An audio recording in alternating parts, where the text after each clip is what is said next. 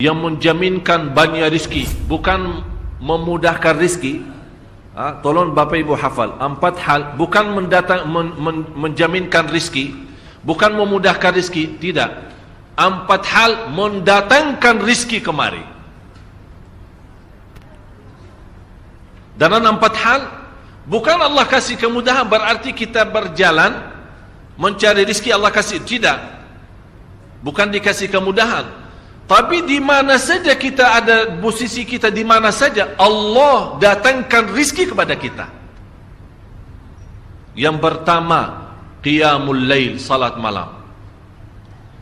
Yang kedua, berbanyak istighfar waktu sahur. Kalau anda tidak salat malam, jangan tinggalkan istighfar waktu sahur. Waktu sahur kapan? Kira-kira 30 menit sebelum azan. Disitulah Allah sendiri memuji. Allah bangga dan senang terhadap orang yang sahur. Sampai ulama berkata, tidak ada ibadah yang terbaik di waktu sahur selain istighfar. Jadi boleh baca Quran, boleh salat malam, boleh zikir, boleh apapun, tapi yang terbaik istighfar.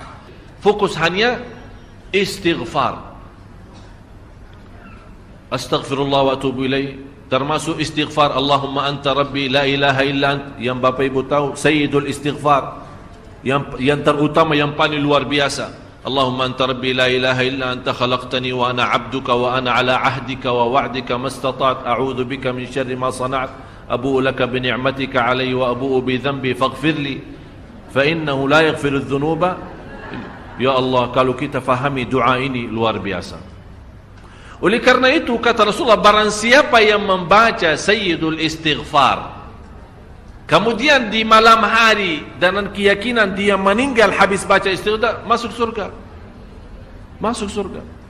Berarti ini salah satu doa yang menjaminkan dengan mudah masuk surga. Jadi 4 hal yang mendatangkan rizki, bukan kita mencarinya, dia yang datang kemari. Apalagi saat mencari lebih mudah. Qiyamul lail, salat malam. Tapi dalam bahasa, mohon maaf Bapak Ibu, dalam bahasa Arab disebut qiyamul lail, bukan salat. Tapi kalau diterjemahkan dalam bahasa kita salat. Tapi kenapa di situ qiyamul lail? Diberikan qiyamul lail, qiyam artinya berdiri. Berarti lama. Saking lama berdiri dikaitkan jadi qiyamul lail. Qumil laila ya ayyuhal muzammil. Apa terus? Qumil lail, berdirilah saat malam. Berdirilah, bukan salatlah malam, tidak. Berdirilah malam hari. Itu dahsyatnya di situ berdiri. Qiyamul lail.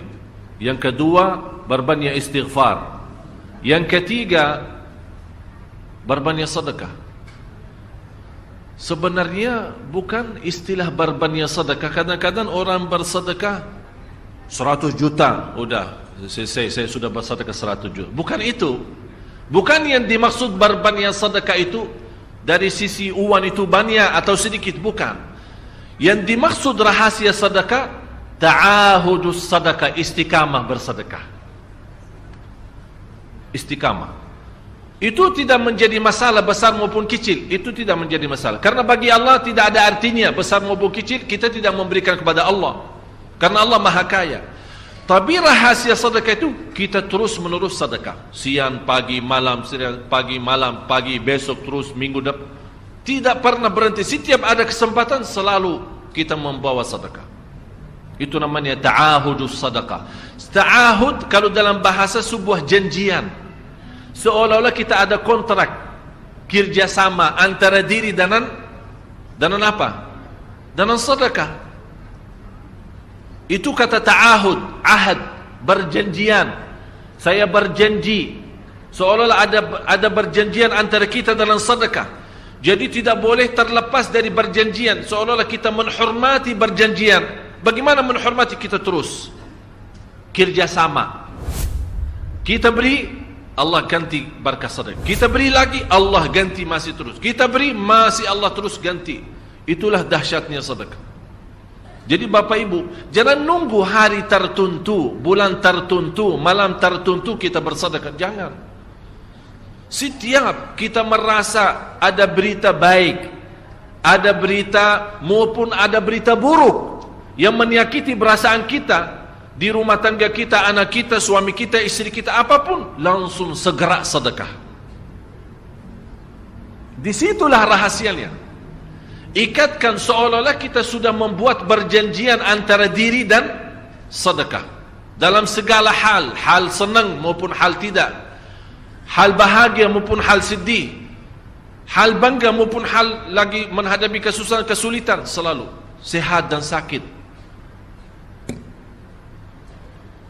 Terus yang keempat, zikir, berzikir pagi hari dan sore hari. Berzikir pagi hari dan sore hari. Ini 4 hal Bapak Ibu. Berdiri malam hari, itu yang namanya tahajud, banjanya atau lamanya berdiri. Berbanyak istighfar waktu sahur. Yang ketiga, berbanyak sedekah. Sudah Bapak Ibu mengerti. Jadi istilah berbanyak sedekah bukan artinya harus banyak dari jumlah hitungannya, tidak. Yang keempat adalah berzikir di pagi hari maupun petang hari. Amman huwa qanitun ana al-laili sajidan wa qa'ima. Sajidan wa qa'ima. Jadi Bapak Ibu, saat kita berdiri lama, walaupun baca satu ayat, diulangi berkali-kali, walaupun baca surah pendek, tapi diulangi berkali-kali, tidak menjadi masalah. Bapak Ibu hanya hafal qulhu. Qulhu dibaca 3 kali, pahalanya seperti baca Al-Quran 30 juz. Ada seorang salih mengajak kawannya, sudah mendekati subuh, ayo bangun salat malam dan baca sepertiga Al-Quran. Langsung orang itu menjawab, bagaimana saya baca, sebentar lagi muazan. Bacalah qul huwallahu ahad. Salat malam dan qul huwallahu ahad. Jadi Bapak Ibu, yang saya harap, jangan susah fikir, ya Allah saya mau baca apaan. Tidak usah susah fikir.